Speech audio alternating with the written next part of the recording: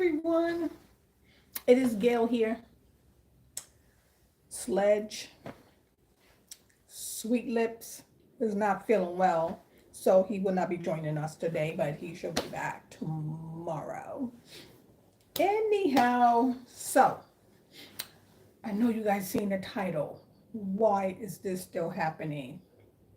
Now, let me tell you why I chose that. Because we all know that last week I did um, a little special, whatever you want to call it, a little episode, whatever you want to call it, on children. And so it came across my feed that, and I'm pretty sure a lot of you seen this. So if there was an event that was happening, and it looked like it was for um, some type of gymnastics. Anyway, so the little girl, only one, African American, I think she was like either the third or the fourth in line. And it seemed like as the woman was going down the line, she forgot to give her one. Hmm. Maybe she forgot to give it to her. Maybe she purposely did it. Who knows? Who knows? But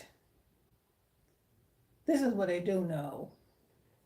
You know, no matter how you try to overlook something and you try to say that racism is dying down, and the moment you put that in your head, something like this pops up to say, no, no, it's here more than ever. It's here more than ever. And it seems to affect the younger ones now. Let me tell you the problem that I have with this is that so the organization that gave it said it was an honest mistake. Hmm. And I myself, this is just my opinion, I find it hard to believe that it was an honest mistake because, when you have those type of events, you know exactly how many children are going to participate. So you know exactly how many medals you need because a lot of times um, with an event like that, win, lose, or draw, everyone receives a medal. So, how was that a mistake? Then, on top of it, the confusion on this little girl's face. Like, okay, one, two, three, wait, you're almost to the end, and I'm all the way up here, one, two, three. So, where is mine? And then suddenly the woman goes, sit down. So the parents, I'm assuming that they did because they said they did. They contact whoever the coordinator was, that gave this, and they said that it was an honest mistake.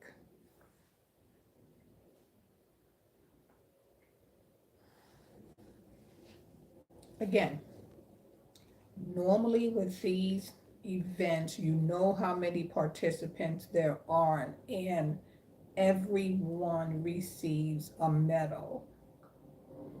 So if it's 10 children, you have 10 medals. Now, what came to my attention is this, and I might be wrong here. I might be wrong. I might be wrong. I might be wrong.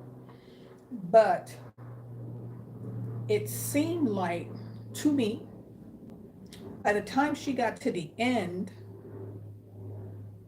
like I just didn't recall her having an extra one of anything. So it seemed like she was one short.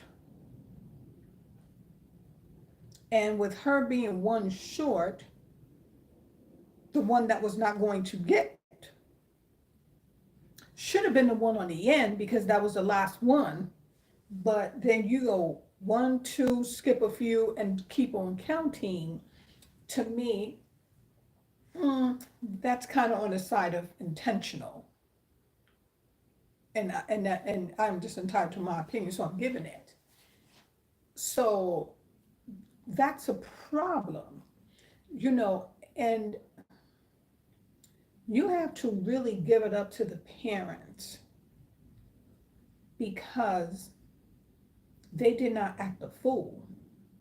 A lot of these parents out here, they get to these children events and something like this happen, or now they call a foul, they call a strike, who knows, they call back to play, and the next thing you know, the parents is there wanting to fight whoever it is that may be the referee, umpire, whoever is in charge of this event. So I'm going to give it up to the parents because they did not lose their cool.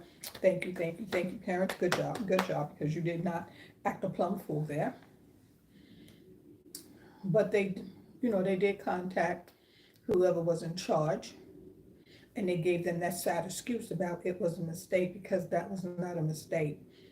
When you have children like that, so young and so impressionable, how is that a mistake? How is it a mistake that you forgot to give a medal to the darkest child there? And I don't buy that. That was a mistake. It's just not a mistake at all. To me, that was intentional. But that was the sad part. Now, the good part about it all, Simone Biles,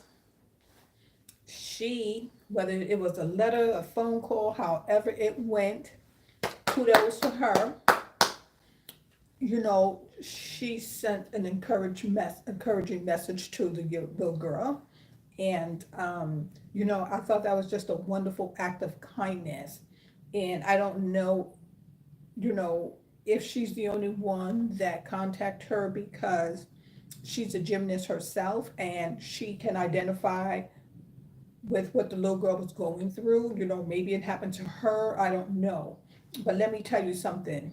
When I read that, whether it was a text message, email, who knows? And the parents was just over the moon also, because it's like, thank you for recognizing my daughter. Someone recognized her. And, we just have to compliment her on that. And I don't know if it's, you guys realize, I think it was last year or the year before last, when she was going through what she was going through. you know I don't know what the condition is called, where she was just running, and when she did her flip, it seemed like she was falling. I don't know what it was called, but I know it took her out of the competition. So she knows what it is to fight your way back. And they're both in the same category as far as gymnastics. And so that was encouraging to the little girl, and to me that's something that she's going to remember her whole life, outside of how I went to an event and it's on the news, on social media, how I was blatantly discriminated against. Because like I said, if you was going down the line, there was no way that you can say that that was a mistake when she is standing next to and on the other side of another child. Like, you can sweep that under the rug, sugarcoat it, sprinkle it, water it down any which way you want, but you cannot say that that was a mistake. Because if it was a mistake, then you should have told the parent, whether the whole team came back or not, that to bring her child right back there and she received her medal, and the parents are allowed to take pictures or whatever, just like any other parent was doing that day. That's how you rectify a mistake. Not, oh, hi, oh, yeah, that was a mistake. Because basically, what you're doing is brushing someone off. So, you know, the damage, the damage, if that child's parents is not encouraging her to, overlook that. Because how do you explain to a child that young, well, because your skin is darker, and your hair is just a little bit tighter than the rest of them, they overlooked you, because that's not a conversation that you want to have with a child that young, because that ruins their self-esteem. And in everything they do moving forward, then they're thinking that everything's going to be judged based on their color and not on their performance. So that's a hard call as a parent to make. Like, what do you say to your child? And again, I commend her parents because they held it together. We didn't hear them screaming and cussing and run over there and want to knock her down, because, like I said, a lot of times during these events, these parents just get way too out of control. And like I said, that's the happy part for me, is that Simone, yay Simone, go girl, 2 flips, 1 spin, and another what medal. Okay. Anyways, now let's move on from that, because that was a sad story that had a happy ending to me. That was a happy ending, because she will forever tell her story about how she was sad, and maybe a day or two, she received a email, a text message, a phone call, or whatever, and someone that was a gymnast also seen and read about what she was going through, and it was someone famous. I tell you. And if and when Simone ever have a child, your child will read about that. Clap for Simone. Yes, girl, go. Oh, I would throw my leg up, but you would have to come and write me a letter too about I'm not a gymnast and don't try that at home. Okay, so now let's move on. Because, again, what is happening? And we are getting to the point. We're getting to the point. That's why it's called To the Point 101, because there's a lot of points to be made. There's a lot of points to be made. There are a lot of things going on. And now for the tosser. If you guys was following me last week, I spoke about these children that's going into these classrooms and attacking these teachers. Now, I don't know the backstory, but let me just tell you what came across these here 2 eyes right here. There's normally 4 of them, but I just don't have my glasses, so I'm gonna go with these 2. So the girl was standing there screaming, jumping up and down. I don't know what transpired, what happened. I don't know. I don't know. The teacher said, give me a phone. And the teacher said, be quiet. I don't know what happened. But there was a conversation going back and forth. And I don't know if I heard the teacher say, go to the office. So, whatever was going on, it was disruptive. Okay, it was disruptive. And the next thing I know, I see a chair fly, I see a teacher go down. What just happened here? Why is this happening still? What's going on here? Why is this happening? Why? Why? Why? Who can tell me why? Why? Why?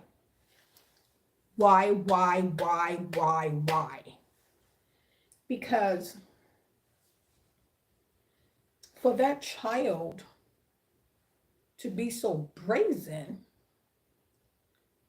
knowing what she was doing was assaulting someone, an adult. So, you kind of try to think about this and say, well, does that child have respect for the mom at home or the dad at home? Do you fly into rages at home? Like, what would possess you to pick up a chair? And, that could have been another student, but the fact that it was a teacher, it was an adult, that you decided that you were so mad. And I said this last week, that we need to teach our children conflict management, and how to deal with situations, and how to walk away from situations. And if Because back in the day when I was coming up, if any adult told you to do something, and whether you thought it was right or wrong, you was never to step out of place and confront or disrespect. You go home and you tell your parent what's going on, and the rule was a child stays in a child's place, and you bring it to me as an adult, and I go to the adult to confront to see what happened. But you just have to think like, hmm, so where did she learn that type of behavior? Because see, what goes on inside the household goes on outside the household. So, you know what I mean? You just think like, do you have those turn up parents? And let me tell you something. Not all children that go outside the door see this type of behavior at home. They try to um, impress the people around them, the other children around them, but like something needs to be done because at the end of the day, we all know that the teachers, their pay is almost equal to this day and time with the rate hikes. The I don't know, they went from $10 to $15 an hour. It almost equals to working at Walmart. Although maybe you're throwing your overtime, but to get up in the morning and leave your family to go to a place where you are underpaid, to be attacked by someone that she looked like she was even under 17. How does that work? How does that work? So, do you hold a parent accountable for it? Because and this is my opinion, in my opinion, this day and time, you know, you got to hold a parent to the stake because it's like this is your child. And then you have to think, is this going on at home? Because, sometimes, they say that you can watch a child and you know exactly what's going on inside that child's home. You don't have to be in the house, but you know exactly. Watch that child. Watch how that child moves, and you can tell what's going on inside the home. And it's almost like there was no thought behind it. Like, let me see if I pick up this chair and my mother finds out about it. If I'm cussing and my mother finds out about it, you know what I mean? There's none of that anymore. There's none of that. So, I mean, at this point, and again, my opinion, like that child, there should be a restraining order. Like she should not even be able to walk on that street that school is on. Because at any given moment, I don't even see how that child, and you can tell the anger level because she was able to pick that chair up and throw it. That chair looked heavy. And to display that type of anger, from what? From turn off your phone, from stop talking, where's your homework? Like what? What can possibly trigger a child to have that much anger in him or her? Her, for this instance. Like, do you know that you could have taken that teacher's eye out? You could have given her a concussion? What is going on here? Why is this still happening? And then I thought, do we need police officers in the classrooms? And then I was like, no. I mean, we need someone in there, but not the police officers, because sometimes they take that badge and they abuse it. And instead of assessing the situation, assessing all the people, the first thing they want to do is take you down, throw you down, give you an elbow, boom, take a knee, and then they try to justify it in the end. I mean, I have seen incidents that the police officer even handcuffed a 5 or 6-year-old. No.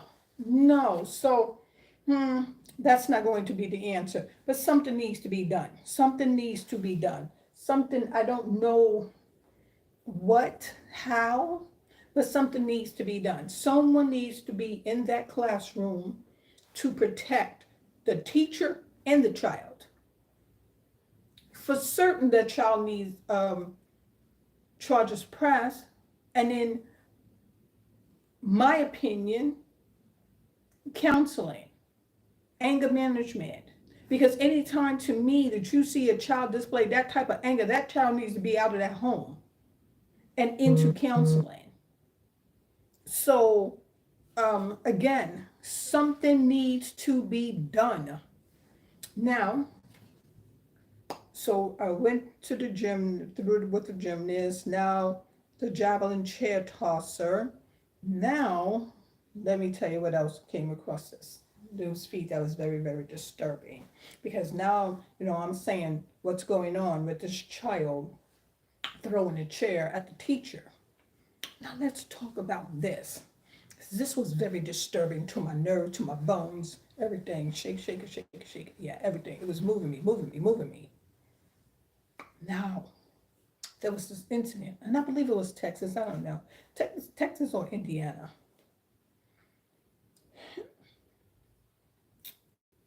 This teacher, she was married, 2 children. She was having sex with a 12-year-old. Why? What is happening? Now, how are you there to teach someone's child and you end up having sex with the child? And then you contact the child talking about you don't want to do this and don't do this, like you're trying to intimidate someone that you already ruined their life? What are your children thinking, huh? What's your husband thinking? What are you thinking? Again, what is happening? What's going on? What? Why? Why? Why would you try to intimidate this boy that you don't ruin his life? 12 years old. 12. If that's not statutory rape, then what is it? I don't understand. Again, why is this happening? Why is it still happening? It's getting worse instead of better. So again, we need someone in the classrooms to protect the children. We need someone in the, it's almost like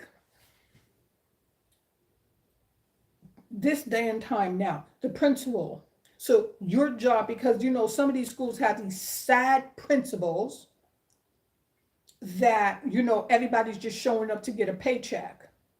So now you need almost a whole staff under you to make sure that the children are safe, the teachers are safe. I don't understand what is happening, that it's almost like everyone is violating everyone. No one is safe. And then you have these parents that, some of them, because their work schedules, whatever, they cannot homeschool their children. So you're sending them into the arms of a predator. 12 years old. How are you getting anything out of a 12-year-old? But you know what is happening? Now, my other what's happening. So it came across my feed that it was a father, 6 children, 6. He was an up-and-coming rapper, allegedly, but there's a police report. You can just go look it up, allegedly, okay?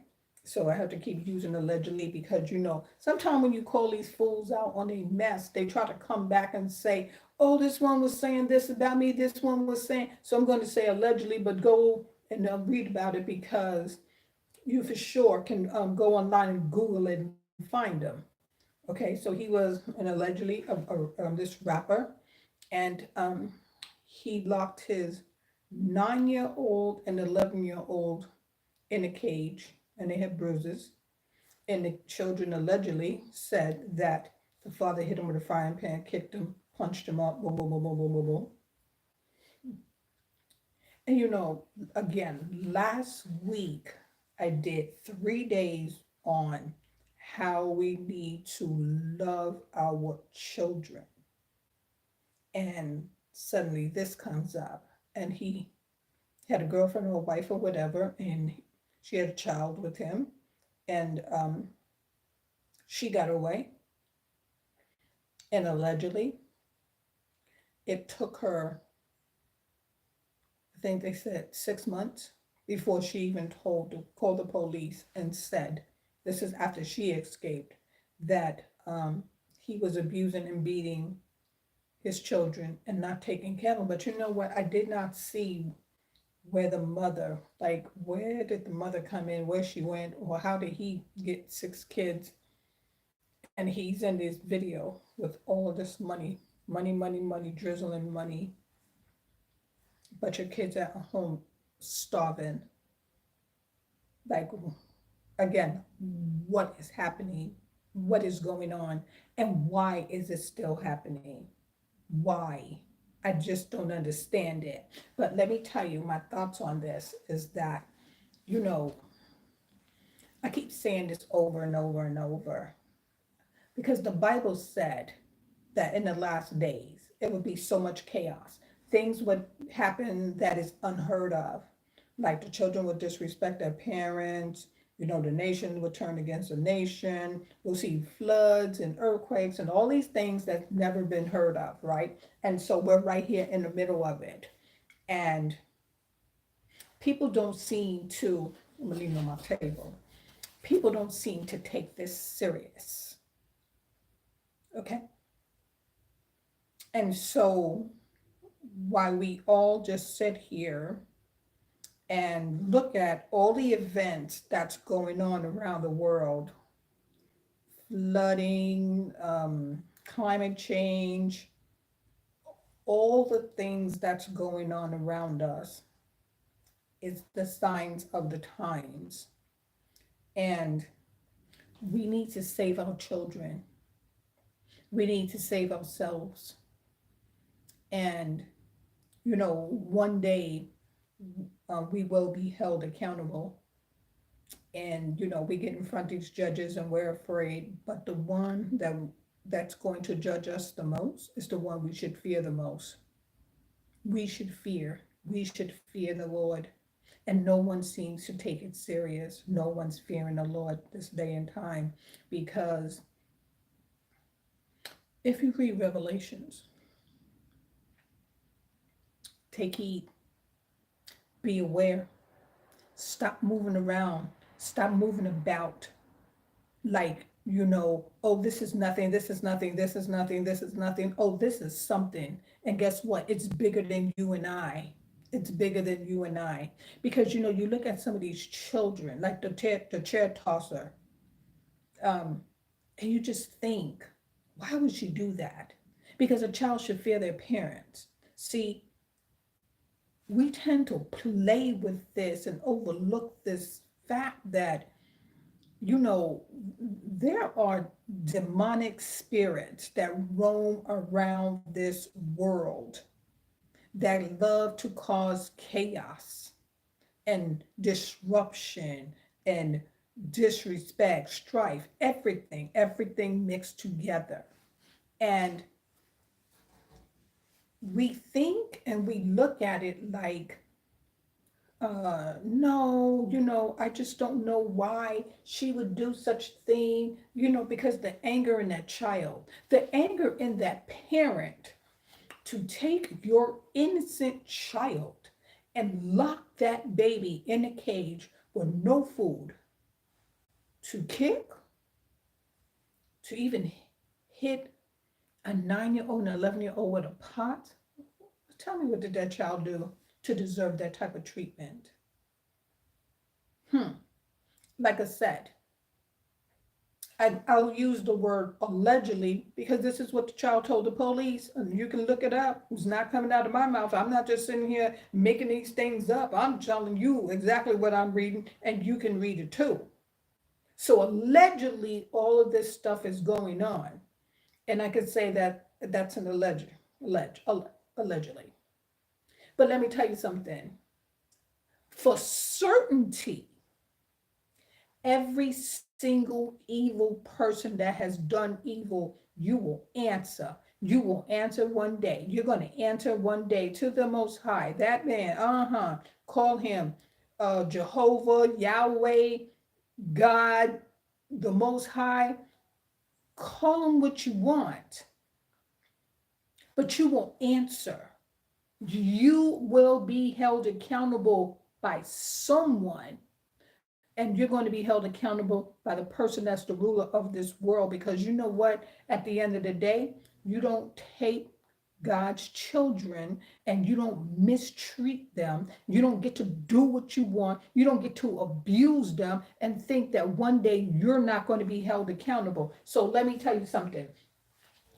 Now, the teacher that thought that the 12-year-old was her boyfriend, the father that thought that his children, his 6 children, was a problem for him because at any given time, you could have got a vasectomy.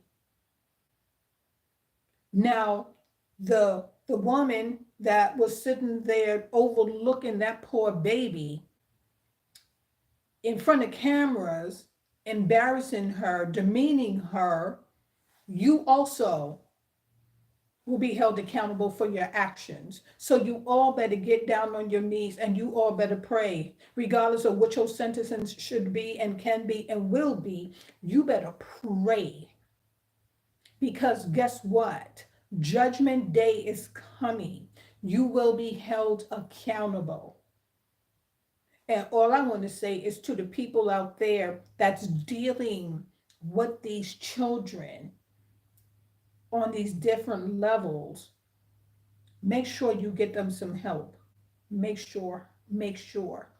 Because those will turn out to be angry children. Those would be the ones that will walk inside of a schoolhouse, church house, supermarket, whatever, and suddenly light that place up.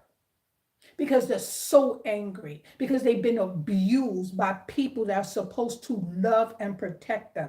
I don't understand, this day and time when these parents sit there and then you push these kids out. You're pushing out your children that you carry for 9 months, screaming and yelling, some having C-sections or whatever, but you're going through all this pain to inflict pain?